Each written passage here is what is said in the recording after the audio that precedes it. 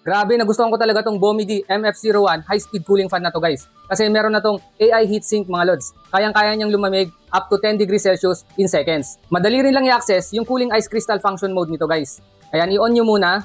Pag naka-on na, i-press and hold nyo lang guys yung power on and off hanggang makita nyo yung C. Then, i-release nyo guys. May makikita na kayong kulay green na snowflake dyan. Activated na yung cooling ice crystal function mode nito guys. Kung gusto nyo naman i-deactivate yung cooling ice crystal function mode nito guys, i-press and hold nyo lang ulit hanggang mawala yung kulay green na snowflake logo. Nagandahan din ako sa 100 wind speed adjustment nito guys. 18,000 RPM, brushless motor. Type-C interface na rin siya guys, tapos may kasama pa siyang lanyard.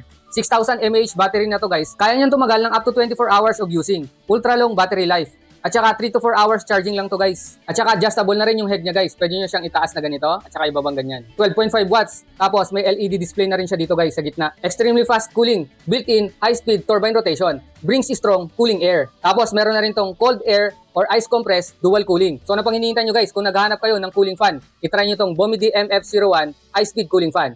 Check out na mga lods!